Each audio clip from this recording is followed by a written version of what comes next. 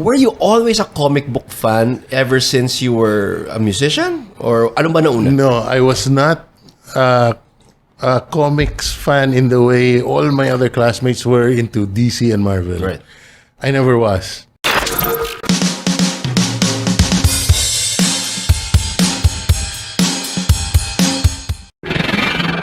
Hi, this is Elsie De Leon and welcome again to Coffee and Comics. And tonight, I have a very, very special guest. I'm so excited to talk to this guy. And kanina pa kami nagkukwentuhan.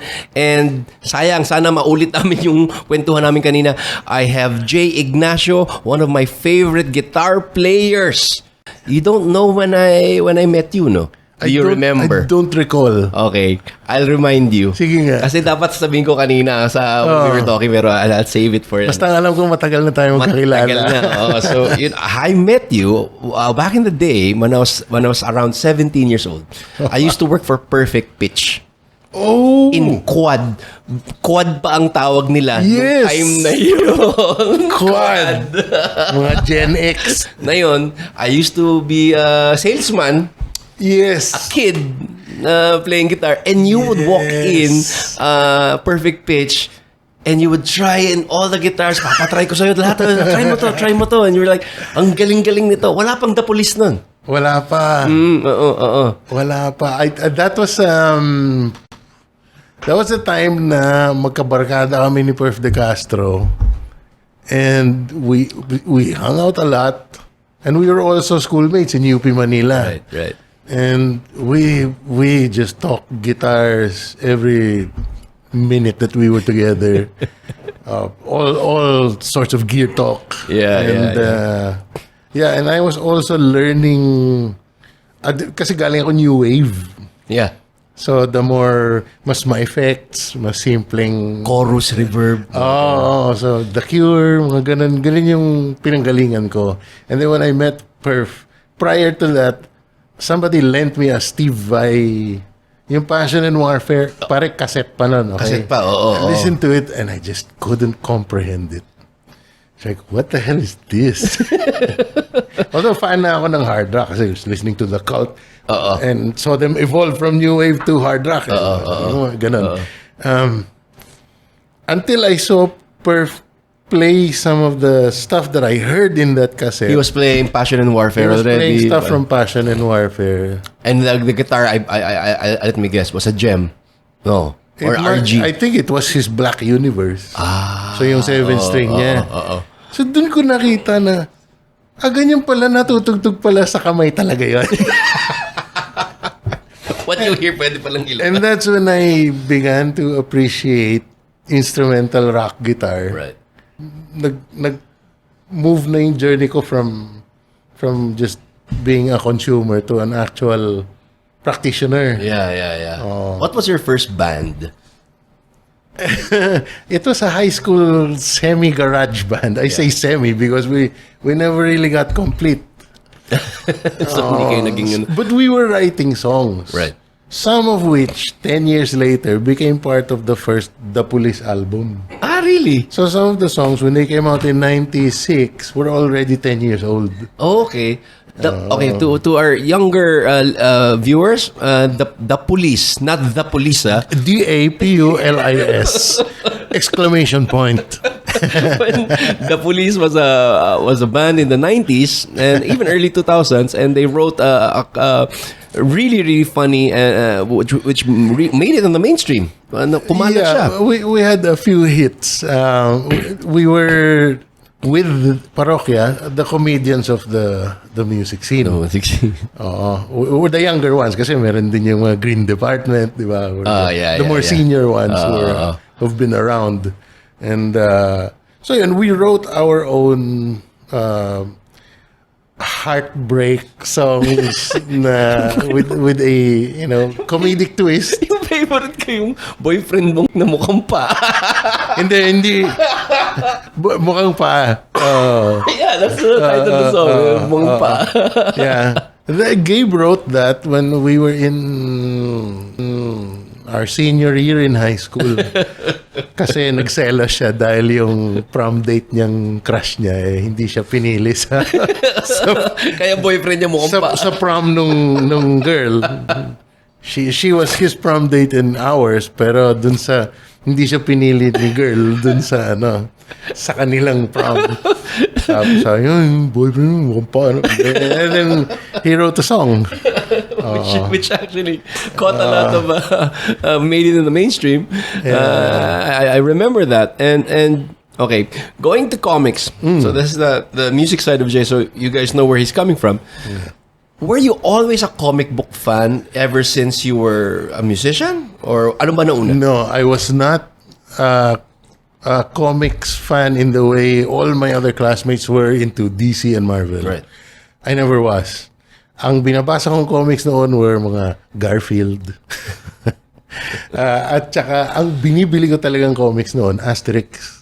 I love Asterix, Obelix. So when I was in mga grade 7 onwards, throughout high school, kasi yung I went to Southridge, where the culture of the school was quite obsessed with the Roman Empire. Ganun ba ang Southridge? Back then, I don't know about now, but in the 80s, a lot of my teachers were heavily into the ancient Rome. Okay. So how often do you think of the Roman Empire? Well, we did every day. Anyway, yung Asterix books, nagtutugma dun sa lessons namin. Yeah. The Asterix books would make fun of Roman history that we were learning. So mas nare-reinforce sa amin yung lesson dahil ganun pala ha. Yeah. And yun yung kinukonsume kong comics noon. And then nung natapos na yung series, well, natapos in the sense na yung original writer died. Ganun ba? I don't know. Si Rene Goscinny, he died, I think it was 1976 pa when he died. Okay. Pero tuloy-tuloy yung Asterix. May mga nagtuloy. Una, yung artist, si Uderzo. Yeah. Siya yung nag-continue. And then ngayon, Uderzo died during the pandemic. So anyway, yung tinapos ko lang yung kinolekta ko yung lahat lang ng sinulat ni Goscinny. And then wala na, I just didn't read comics anymore. Okay. By the year 2000, when I was living alone in Seattle, magbabike ako araw-araw papunta dun sa yung pinakamalapit na Barnes and Noble. Lagi ko nadadaanan yung comic book section. Yeah. Tapos Sandman. Sabi ko, sikat na sikat ito sa mga kaibigan ko noon. Yeah. Papatulang ko na nga. So you got into Sandman a bit late? I was already 28 years old. Okay. Pero yun yung naging gateway drug ko to the comic book world. The more traditional comic book world of Marvel and DC. Vertigo muna. Vertigo, that's right. Yun. And then nung nakabasa na ako nito, yung Watchmen. Grabe yan. Bumaliktad na yung mundo ko. Diba? Mind explosion na yan Parang Dun nagsimula yung aking love for comics. And it was, so you started collecting Sandman? Then you started collecting Alan Moore stuff? I first collected Sandman. And then I consumed whatever Alan Moore that I could. Kahit yung novel niya. The novel was a V for Vendetta, was novelized. No. He had a novel called Voice of the Fire. See, I haven't read that. Which was an incredibly difficult read. Lalo na yung first chapter. May pictures ba yun? Wala. Novel talaga siya. Novel talaga siya. Oo. Okay. Just words. So I consumed whatever Alan Moore I could get my hands on. Tapos, was that your favorite writer back then? Was it Alan Moore or Gaiman? Una si Gaiman, pero nung nabasa ko na ito, Watchmen. Tapos na lahat. Tapos na lahat. Yan na yun. That's it for me. And then I parang nag-backtrack ako into what my friends were reading. So I read Frank Miller. Tapos na. Isa pa yan. And then, sino ba? Si Grant Morrison. Ano yung sumulat nung that Joker story? Killing Joke? Killing Joke. It was Alan Moore. But the artist was Brian Boland. Brian Boland, yeah. Yun. Mismo na. Hayop. yeah, so that became, I started off from there, and then I started looking into yung mga X-Men. Right, the more mainstream. The things that I never really cared for before. I started reading them. I was enjoying them. While you were still, at that point, professional musician ka na nun. You were playing for other bands, you were playing for... At that time, yeah. The Police was already a recording artist. By that time, patapos na yung career namin as the Police. And I was doing sporadic session work. And I was, by 2001, nagturo ako sa Binild. Music prod. So when they were starting out the program pa lang, I was there. And that's also where I met Pepe Manican, who was my intern. Was he your intern? That's how we met.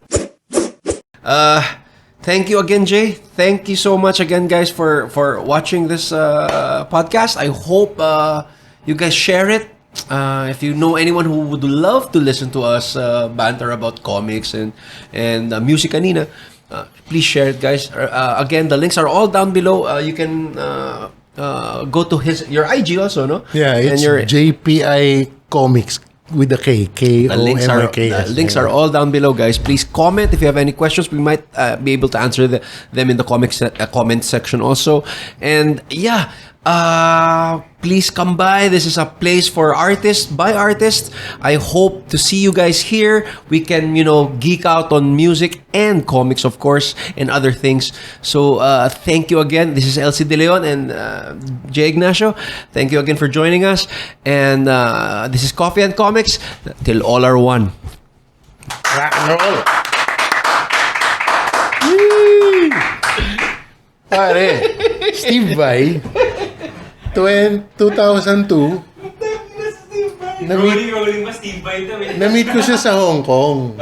Yung concert niya doon, and I really pulled strings for this, ha? Yeah.